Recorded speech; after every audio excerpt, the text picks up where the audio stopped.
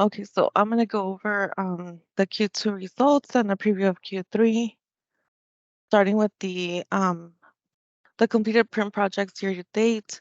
Here I have just a overview of all the projects that we completed over the years. Just to show for 2023, we're about halfway of what we did for 2019. So I have a feeling we're gonna match up with what we what we were doing before COVID. So I just wanted to show that progression there for you guys. Moving on to the completed print projects by direct and support revenue. Dividing these 2,546 projects that we did, 1,643 of those were direct revenue and support revenue were 903. And this is also like the progression over the years of how many direct and support projects we've done. And as you can see, like the goal is always to do more direct revenue projects than support. And it looks like we are always heading that way. So that's going on the right direction. For the print projects that when we divide these direct revenue and support revenue projects, there are some that are new projects, reprints, and updates. So here you'll see that there were, out of those 2,546 projects, 654 were completely new projects, 1,011 were reprints, and 881 were updates. The reprint projects are the highest ones, and that's a good thing because usually that's minimal updates or no updates. I'm sorry, no updates to the project. So it's always faster to get those out, but those are the most amount of projects that we send over to either digital press or BFU.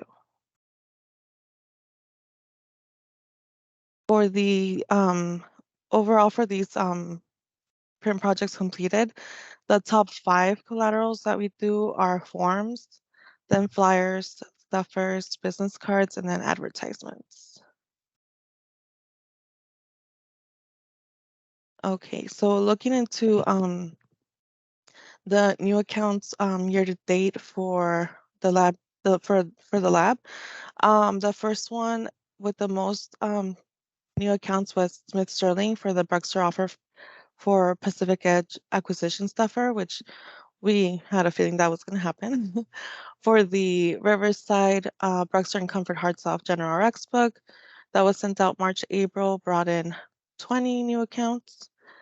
The newest Bruxer and Bruxer Aesthetic Free Crown General RX book brought in 20 new accounts, and it's also being sent out July and August, just so you guys know. For the 4th place here, we had a Glidewell Mexico General RX book, bringing in 15 new accounts. And then the Prospecting RX book for Glidewell sent out in March, April, bringing in 14 new accounts. Looking overall for the print results for Enterprise, for direct mail schedule, we brought in 99 new accounts, 90 restart accounts, and 143 new to product accounts. 63 of those new accounts were from RX books. 74 of those restarts were also from RX books and 57 for new to product. The postcards brought in 32 new accounts, 15 restart accounts, and 61 new to product accounts. And then stuffers brought in 5 new accounts, restarts, just 1, and then new to product 40. So this is where we get a little technical with the calculation for customer acquisition cost. And for the most part, these are all good numbers compared to some previous months and maybe even last year. And I'll probably be doing a comparison that towards the end of the year for those RX books sent before and now. But the customer acquisition cost for the Glidewell Prospecting RX book was $215.57. And again, this is customer acquisition cost not counting in the net sales. So if we included that, it would be lower. For the Implant General RX book, with that one, we don't have any results in Tableau yet. So I don't have anything to show there, but if anything changes between now and the next quarter presentation, I will update that here. For the top 3 night guard percentage Target RX book sent out in June was 110.59, and then Comfort 3D Bitesman percentage off RX book, it was just under $70 per acquisition, and then Crown Over Implant Variable RX book 158, and Screeton Crown's Variable RX book 163. And those were the results as of yesterday. Moving on to satellites, a lot of green here. A lot of these RX books have brought in new accounts, restarts, and new to product. And the one with bringing in the most at the lowest customer acquisition cost, again, not counting net sales, is the Riverside Top Product Variable RX book at just $647. And then as you see, the Crown Over Implant Beltman Variable RX book for Riverside, $1287. New West, Bruxer and Bruxer set a free Crown General RX book at $274, and then Smith Sterling's All-Ceramic Variable RX book at $3692. And for the ones that have TBD for the customer acquisition cost, Kim hadn't received the invoices for the printing costs yet as of yesterday, so I will be adding those since she just got them this morning.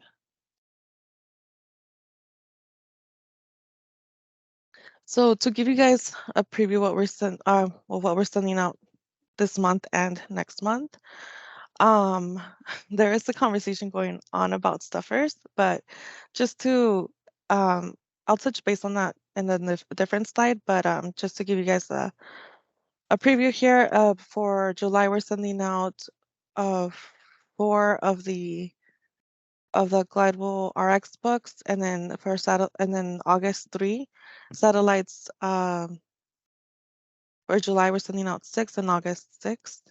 Postcards for July 4 for our Glidewell and August 8, and then satellites July will have 6 RX books, and this is of course combined satellite labs, and then August 5. And then for the stuffers is what we're having a conversation. Sorry, I got that other slide mixed up with this one. But yeah, so for Glidewell, July stuffers were up to 17, which is a number unheard of. So Lindley in shipping has been feeling how many stuffers we've been sending out, and they asked us to drop the quantity from 40,000 to 20,000. It looks like we're gonna keep doing that for now until we have a conversation with Lindley again, and then see if brand management wants to switch around how they send out stuffers. But for right now, July was 17 and satellites were 10. And for August, it did drop down a little bit, but it's still 14, just a pretty high number. We try to have max of 3 stuffers per week, ideally 2, but right now we're at 14 for the month of August, and then satellites combined it's 10. So each lab is getting about 2 or 1 stuffer, which is what we should be doing at Glidewell.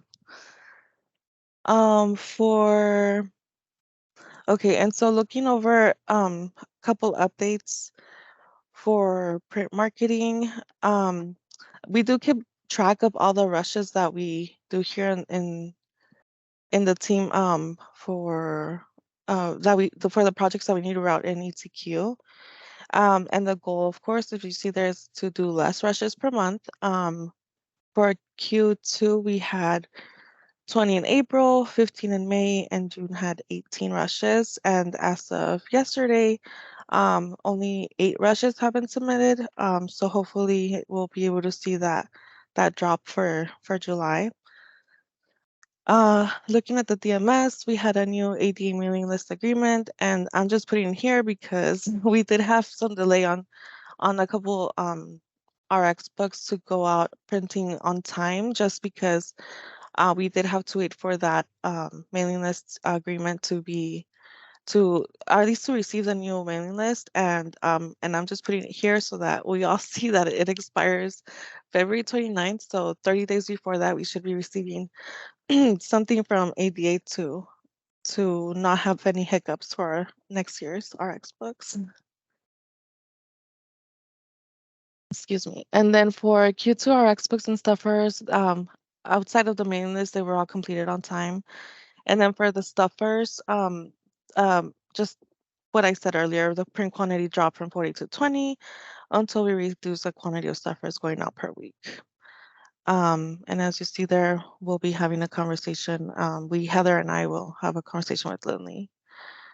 For the postal service, there's going to be a postage increase. At least that's what we had heard from Cody, our print vendor. And I'm just waiting to hear back to reconfirm because as of July 21st, I have not heard anything on that update. Other updates for our print vendor. So due to the USPS promotion, the Chairset magazine did receive a mail savings of $13,751.26, which is good news. And then, as Eldon mentioned earlier to those of us who were in a previous meeting with him, the Gladwell catalog did experience some delays with ETQ rejections, mailing list delay, and then lately, the latest was the paper stock availability. So we decided to update that to a 2024 catalog and print it in January. And then effective August 1st, Eldon did receive communication from Cody saying that we're no longer gonna be paying for the paper surcharge that we were seeing in our invoices. So another good update. For ETQ related updates, generic guidelines and templates SOP for designers was updated and completed. What this guideline is for designers to know how to do the generic fields in our documents that we're writing in ETQ. And it should be a little more clear for the approvers of exactly what information is going in there. So you'll see less X's all around the stuffers or RX books or any marketing collateral you're approving in ETQ. And you'll have a better idea of what's actually going to be in those generic fields. And then documents with minimal updates can now be routed with less approvers in ETQ. So only RA needs to sign those. So if we're only updating a sentence or with no major claims, of course, or we just wanted to update a new model on the cover, a new hero image, something that does it, it's not like a claim for any of the products. We only need to add regulatory as an approver, and we're hoping that this gets approved in ETQ in a more timely manner. So of course, most of our delays are with RA approvers because I know that they're super busy, but my team does email them every day. Not only RA, but every approver still pending on any document to let them know, like, hey, this is due today, please sign it. And then they also send out another email for whoever hasn't signed documents that are already past due to let them know to please sign as soon as possible because their time has already expired. And those are the updates and review for print marketing. Do you guys have any questions?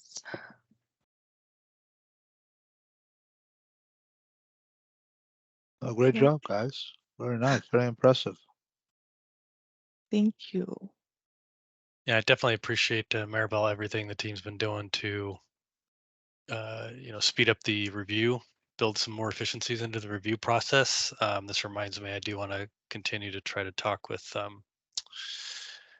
those stakeholders that are reviewing ETQ. A lot of I understand the RAQA ones. They really only want to see. They don't want to see development material. They want to see when we're, have something that where you think is finished.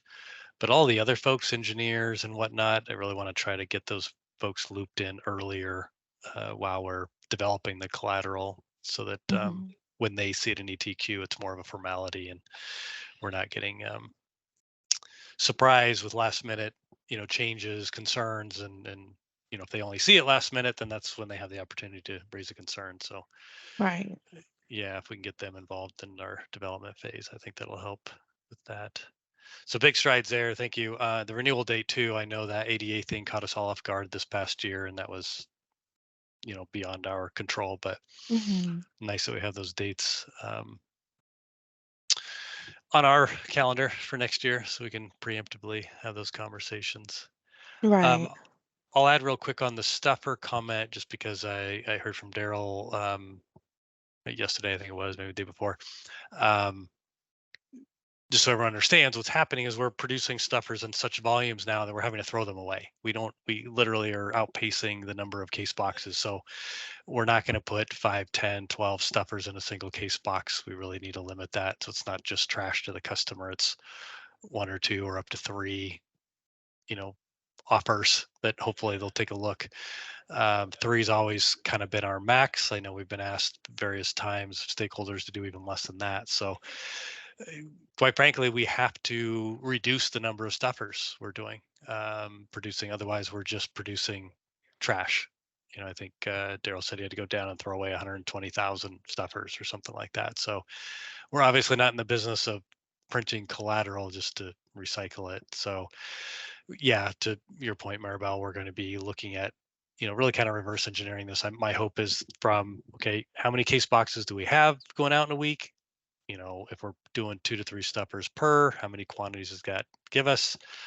And we're probably just going to have to, we have 2 ways to go with this. We can be either really granular and have things like really small product lines go out with a stuffer with smaller quantities, because obviously if we break it down to individual items within product groups, then or we either need to think bigger, and so we're promoting higher level categories that include multiple products, or if we're going to be really granular with our products, then we have to have just fewer and fewer quantities per product. And so there's not a good answer to this, right? We're limiting ourselves either way.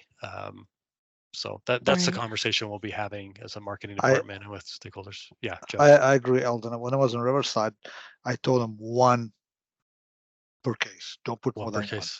That's Okay. what I did. A glide will maybe 2, but when you're right, when you go 3, 4 people, it's too many that throw them away.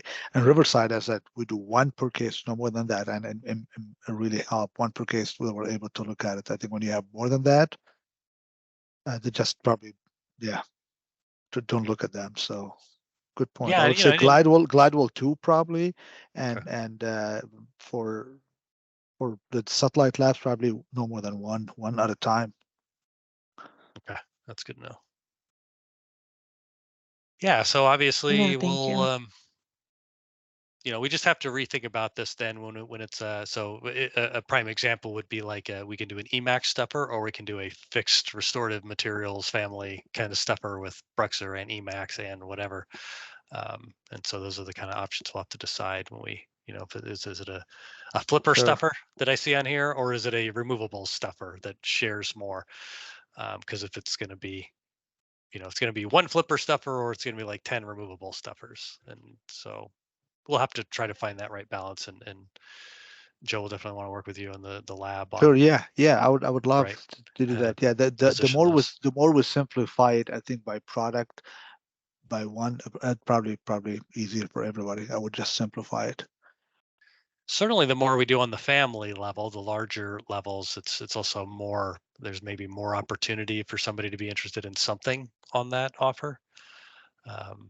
But we do get caught up sometimes in individual items, and sometimes with Yeah. good I mean, reason. So like here at Gladwell, we have 3 to 4 shipping departments, right? So every one of them can do different stuffer, right? So they'll get it. You know what I mean? That they maybe implant here, VK, they can do something, BDL can do something. We have the Bruxer factory, small shipping department, and 4141. Each one of them can do a different stuffer, right? So that will, and some of the customers have different cases in different buildings, right? So they get 2 different stuffers. Doesn't mean they're going to get the same stuffer in 2 different cases. But that would probably something to look into, right? I would okay. say, like, say for 4141, never put Bruxer in their stuffer. They should put implant in their stuffer. Maybe for implant here, they should put Bruxer in their stuffer, because they already have the product, right? That they need to put a different stuffer. Every building need to do stopper for the other building, I would think. Yeah, it makes sense. And Lindley was open to getting direction from us if like a specific stuffer needs to go somewhere. We just need to let them know, and they're more than happy to do that for us. Yeah, perfect. Yeah. Cool.